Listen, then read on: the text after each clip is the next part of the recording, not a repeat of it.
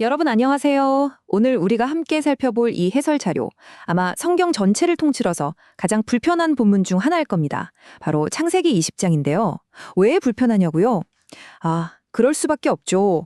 우리가 이른바 믿음의 조상이라고 부르는 그 위대한 아브라함이 여기서 아주 완벽하게 그리고 반복적으로 무너지는 모습을 그야말로 필터 없이 보여주거든요.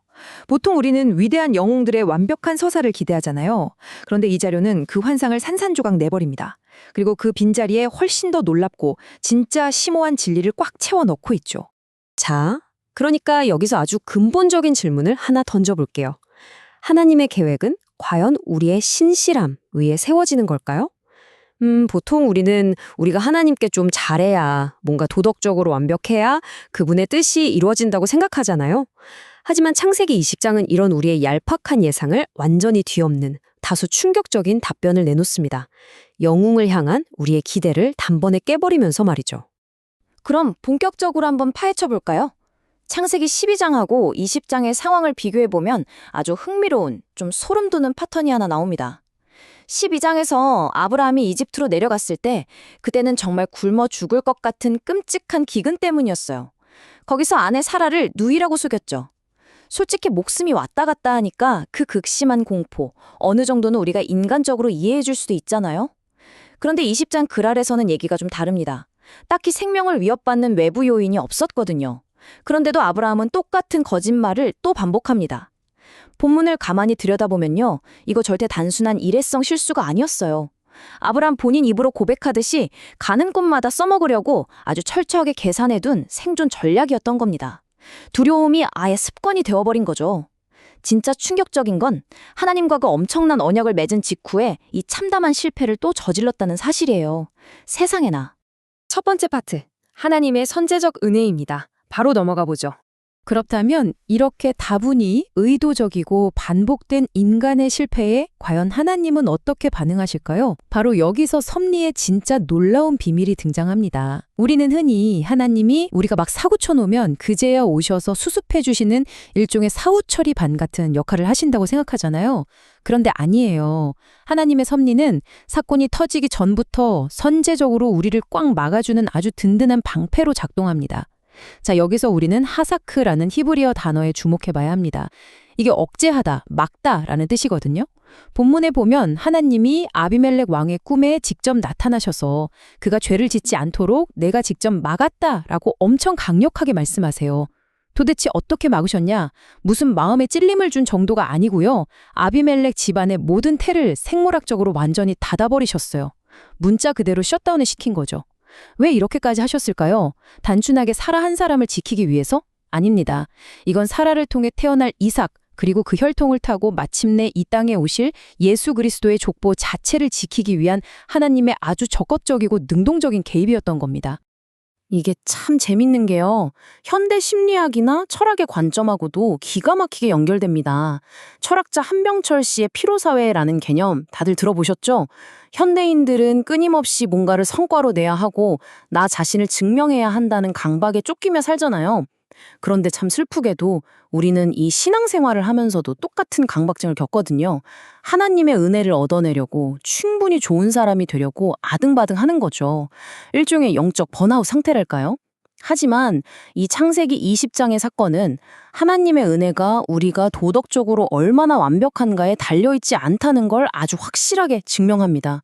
그분의 은혜는 우리의 잘남 때문이 아니라 우리가 반복적으로 넘어지는 그 실패를 통과하면서, 아니 오히려 그 실패에도 불구하고 역사한다는 걸 똑똑히 보여주고 있는 거예요. 다음은 두 번째 파트, 궁극적인 대조입니다.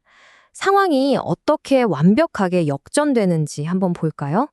이 이야기 속에는 듣기만 해도 진짜 불편한 아이러니가 숨어 있습니다.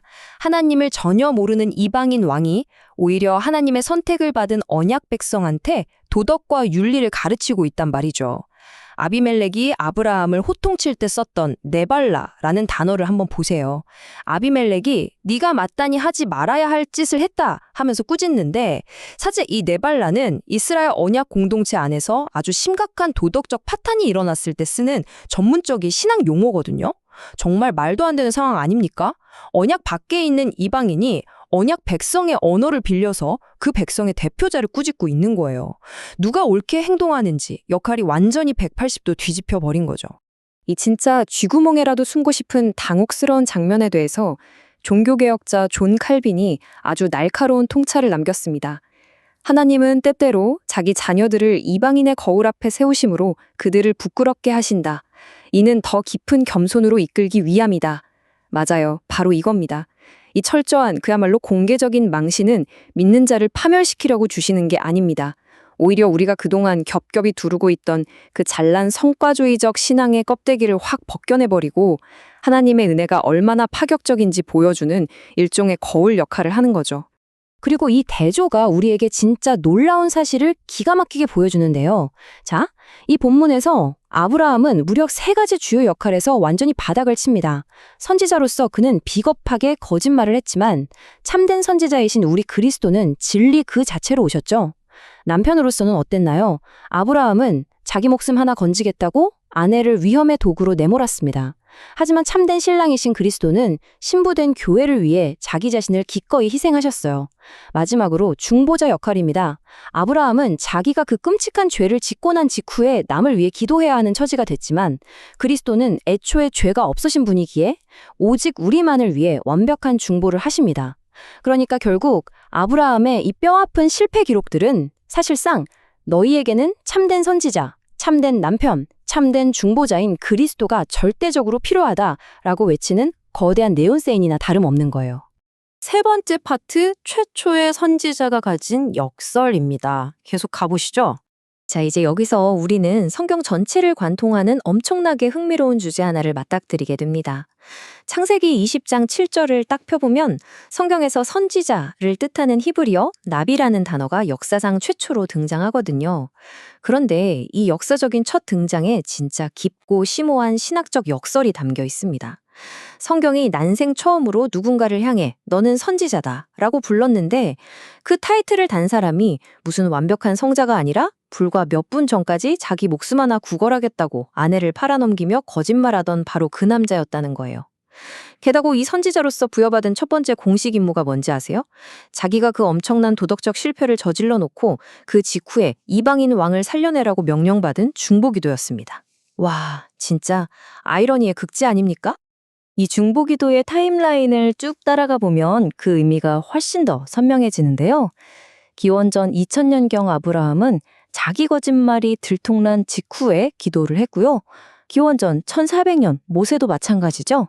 이스라엘 백성들이 금송아지를 만들고 끔찍한 우상숭배를 저지른 바로 그 직후에 기도했습니다. 기원전 1000년에 사무엘은 아예 기도를 쉬는 것 자체가 죄라고 못 박아버립니다. 여러분, 이 일관된 흐름이 보이시나요?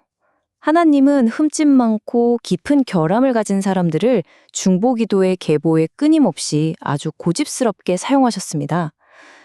도덕적으로 흠이 없어야만 쓸 수 있다? 그게 조건이 아니었던 거죠. 이 불완전하기 짝없는 인간 중보의 계보는요, 결국 완벽하신 예수 그리스도의 십자가 중보, 그리고 지금 이 순간에도 우리 안에서 탄식하며 기도하시는 성령님을 통해서 마침내 완전한 결실을 맺게 되는 겁니다. 네 번째 파트, 기도의 역설입니다. 자, 그럼 이 시점에서 우리는 이 놀라운 기도의 역설을 우리 삶에 직접 한번 끌어와 봐야 합니다. 지금 이 해설을 함께 듣고 계신 분들 중에도 혹시 아유, 나는 맨날 이렇게 똑같은 죄로 넘어지는데 무슨 기도를 해, 나는 자격이 없어 하면서 영적인 피로감이나 짙은 정죄감을 느끼고 계신 분들 분명히 있을 겁니다. 내가 좀 거룩해져야, 뭘 좀 잘해야 하나님이 내 기도를 들어주실 것 같잖아요. 그런 분들의 꽉 막힌 마음을 시원하게 뚫어줄 역사적인 통찰이 하나 있습니다. 웨스트민스터 대교리 문답을 보면 이렇게 명확하게 선언해요. 기도의 효력은 기도하는 사람의 거룩함에 달려있는 게 아니라 하나님의 값없는 은혜와 그리스도의 공로에 달려있다라고요. 하이델베르크의 교리문답도 똑같은 얘기를 하죠. 여러분, 우리가 당당하게 하나님께 나아가 기도할 수 있는 권리는요, 절대 우리가 도덕적으로 완벽해서 주어지는 게 아닙니다. 그건 100% 너는 선지자니 기도하라 라고 명령하신 그 하나님의 권위, 그리고 실패한 우리를 끝까지 돌보시는 그분의 선하신 성품, 오직 그 위에만 단단하게 세워져 있는 거예요. 그러니까 여기서 우리가 꼭 챙겨가야 할 핵심 포인트는 딱 3가지입니다.